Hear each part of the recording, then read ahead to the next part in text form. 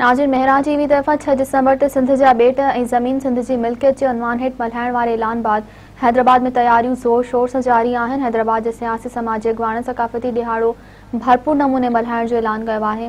ॾिसूं था मुदस्सिर अब्बास जी ही रिपोर्ट। नाज़रीन, मेहरान टीवी तरफ़ां 6 दिसंबर ते सिंध जा ॿेट ऐं ज़मीन सिंधी मिल्कियत जे उनवान हेठि सक़ाफ़ती ॾिहाड़ो मल्हाइण जो ऐलान कयो वियो आहे, जंहिंखां पोइ सॼी सिंध में तैयारियूं ज़ोर ऐं शोर सां जारी आहिनि।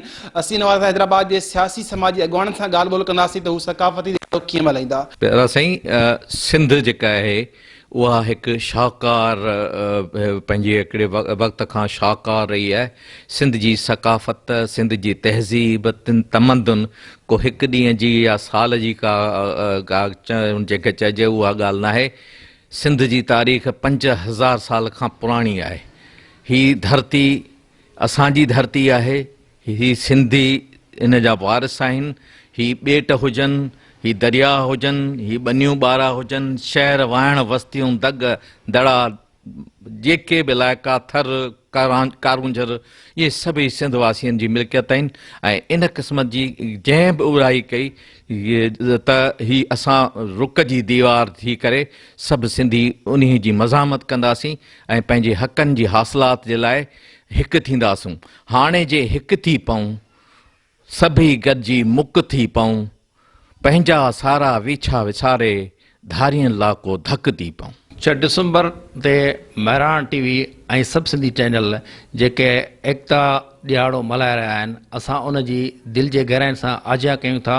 ऐं सिंधियुनि जो मफ़हूम थीम जेको आहे, सिंध जी ज़मीन ऐं सिंध जा ॿेट सिंध जा आहिनि, उन लाइ असां सिंधियुनि जा थोराइता आहियूं जो इहो वक़्तु आहे तो थीम रखी करे असां सभी सिंधी माण्हुनि खे एकता जे तस्वीर में पोइ छॾियो अथनि। एकता जो ॾिहाड़ो टोपी अजरक सक़ाफ़ती ॾिहाड़े खां वधी करे हाणे एकता जे नाले हेठि, एकता जी छटी हेठि ताईं पुॻो आहे, जंहिंजी असां हर सिंधी भरपूर आजिया करे थो।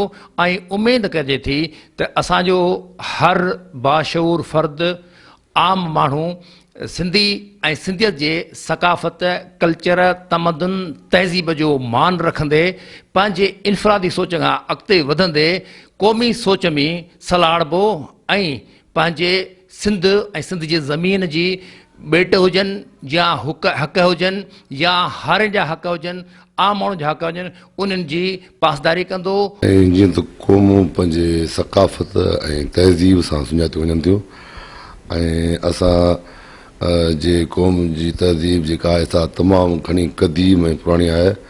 इन करे असांखे असांजी सक़ाफ़त बि तमामु सुहिणी ऐं अहिड़ी अमन पसंद सिंधी क़ौम हमेशह रही आहे त असांजो ईअं रांदियूं, असांजा सक़ाफ़त उन में अमन जो दर्स ॾिनो त अञा जॾहिं जीअं त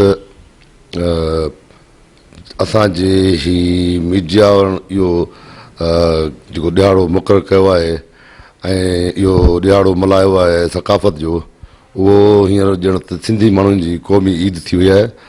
असांजी सक़ाफ़त जा जेके रंग आहिनि, जीअं उनजो उहे ख़तमु पियो थियो। उन में जेके उनजा कमु कंदड़ अजरक ठाहिण जा जीअं कारीगर आहिनि, जीअं उन में टोपी ऐं इहे क़दीम शयूं जेके हथनि सां कमु चलता हैंडीक्राफ्ट जा।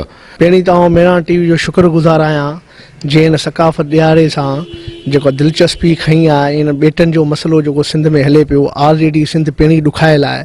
सिंध जे ॿेटनि ते कब्ज़ो वफ़ाक़ जे तरफ़ां असां हिन जी मुकमल जेको आहे रद्द था कयूं ऐं असां हिन कल्चर डे जी हैदर चौक ते कैंप हणंदा आहियूं। सॼी सिंध में कैंप हणंदा आहियूं हारी कमेटी जे तरफ़ां। सॼे सिंध जे हारियुनि, मज़दूरनि, पोरियत, इन में असां उन्हनि खे चवंदा आहियूं त बाबा ही ईद जे ॾींहं जहिड़ो ॾींहुं मल्हाइजे ऐं सभु रंजिशूं ख़तमु करे ऐं सिंधी माण्हू हिकु यकजहती जो इज़हार कंदा आहिनि।